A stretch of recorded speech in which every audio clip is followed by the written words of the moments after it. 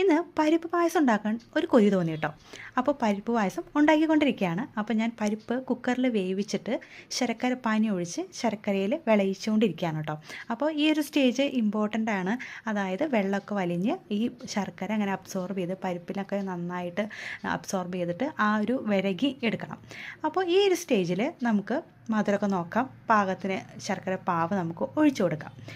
ഇനി ഞാൻ ഇന്ന് പായസം ഉണ്ടാക്കുന്നത് പാക്കറ്റ് പാലിലാണ് കേട്ടോ. സാധാരണ നമ്മൾ ഈ പരിപ്പ് പായസമൊക്കെ ഉണ്ടാക്കുമ്പോൾ നമ്മൾ ചെയ്യുന്നത് തേങ്ങാപ്പാലൊക്കെ ഉപയോഗിച്ചിട്ടാണ്. അപ്പം പെട്ടെന്നൊക്കെ നമുക്ക് കഴിക്കണം തോന്നിക്കഴിഞ്ഞാൽ തേങ്ങയൊക്കെ ചിരവി എടുക്കാനൊക്കെ പാലൊക്കെ പിഴിഞ്ഞെടുക്കാൻ ഇത്തിരി ബുദ്ധിമുട്ടല്ലേ. അപ്പോൾ പാക്കറ്റ് പാലിൽ ഉണ്ടാക്കാമെന്ന് വിചാരിച്ചു. ഇതിന് മുന്നേ ഞാൻ അപ്ലോഡ് ചെയ്തിട്ടുണ്ട്. അപ്പോൾ ഇന്ന് വീണ്ടും ഞാൻ ഉണ്ടാക്കുന്നത് ടോണിൽ മിൽക്കിലാണ് കേട്ടോ. അപ്പോൾ അത് ഞങ്ങൾക്ക് ഇവിടെ കിട്ടുന്നത് ഈ നന്ദിനിയുടെയും അതുപോലെ ഹെറിറ്റേജിൻ്റെ പാക്കറ്റ് പാലുകളാണ് കേട്ടോ. അപ്പോൾ ഞാൻ ഇന്ന് ടോണ്ട് മിൽക്കിലാണ് ഉണ്ടാക്കുന്നത്.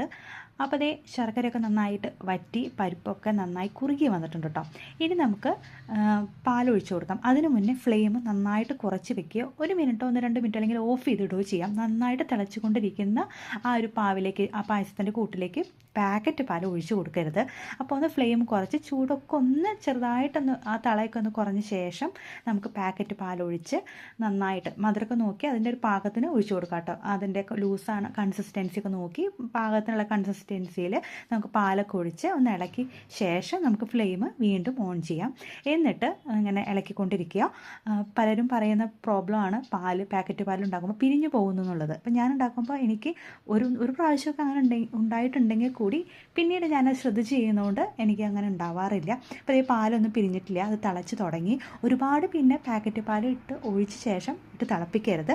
അപ്പോൾ ഒന്ന് തിള വന്ന് തുടങ്ങിക്കഴിഞ്ഞാൽ നമുക്കിതേപോലെ ഈ ചുക്കും അതുപോലെ തന്നെ കാടമുഖ പൊടിച്ചത് ഇട്ട് കൊടുക്കാം. എന്നിട്ട് നമുക്കതിലേക്ക് സാധാരണ ചെയ്യുന്നത് പോലെ അണ്ടിപ്പരിപ്പും കാഷ്നട്ടും കിസ്മിസൊക്കെ വറുത്ത് നെയ്യിൽ ഇടാം. അങ്ങനെ പരിപ്പ് പായസം റെഡി ആയിട്ടുണ്ട്. അപ്പോൾ ഇനി കഴിക്കണം തോന്നിക്കഴിഞ്ഞാൽ വളരെ പെട്ടെന്ന് തന്നെ നമുക്ക് പാക്കറ്റ് പാലിലും പരിപ്പ് പായസം ഉണ്ടാക്കാം കേട്ടോ. എല്ലാവരും ഒന്ന് ട്രൈ ചെയ്ത് നോക്കുക.